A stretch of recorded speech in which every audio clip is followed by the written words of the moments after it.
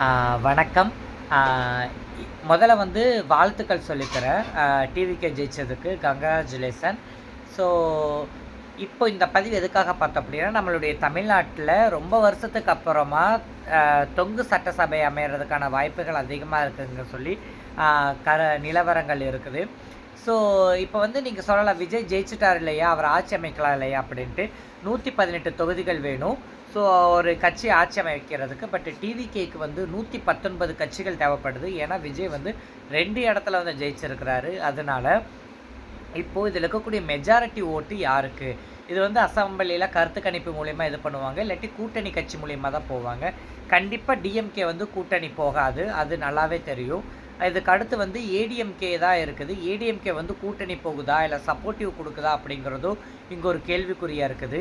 So 2026ல வந்து அ அ TVK கட்சியான முதல்வரா விஜய் அவர்கள் வந்து பதவி வகிப்பாங்களா? அப்படிங்கிறத தாண்டி, இப்ப இருக்கக்கூடிய மெஜாரிட்டி யோசனை என்னவா இருக்குதுன்னா, மோடி கிட்ட இருந்து தமிழ்நாட்ட விஜய் காப்பாத்துவாரா? இல்ல விப்பாரா? இல்ல அடகு வைப்பாரா? அப்படிங்கிறது தான் இங்க ஒரு கேள்விக்குறியா இருக்குது. ஸோ, அப்படி இருக்கக்கூடிய காலகட்டங்கள்ல இந்த தொங்கு சட்டசபை வந்து எ அரசியல் அமைப்பு கட்சிகளுக்கு போகுமா? அல்லது கவர்னர் ஆட்சி அமைப்பாரா? அப்படிங்கிறதுக்கான ஒரு விஷயமாகவும் போயிட்டுருக்குது. எது எப்படியோ தமிழ்நாட்ட வந்து ஆர்எஸ்எஸ் கிட்டயும், பிஜேபி கிட்டயும் விக்காம, அடகு வைக்காம இருந்தாலே போதும். விஜய் அவர்கள் வந்து ஒரு விஷயத்த வந்து மைண்ட் பண்ணிக்கணும். என்ன அப்படின்னா, இங்க வந்து எல்லாருமே விசில் ஊதியிருக்கிறாங்க. அதில வந்து முஸ்லீம்ஸ் ஊதி இருக்கக்கூடிய விசில்களும் அதிகம். ஸோ, முஸ்லீம்ஸ் விசில் ஊதுனதுக்கு எல்லாத்துக்கும் ஒட்டுமொத்தமா சேர்த்து விஜய் அவர்கள் விசில் ஊதாம இருந்தா போதும். விஜய் அவர்களுடைய கட்சியை பத்தி சொல்லணும்னா 2 விஷயமா சொல்லலாம். ஸோ, அவர்களுக்கு வந்து கொள்கைகள், கோட்பாடுகள் எதுவும் இப்போ வரைக்கும் நான் அனௌன்ஸ் எதுவும் பண்ணல. பண்ணாமயே அவர் வந்து சிஎம் போஸ்டிங் அளவுக்கு இப்போ வந்து ஜெயிச்சிருக்கிறாரு.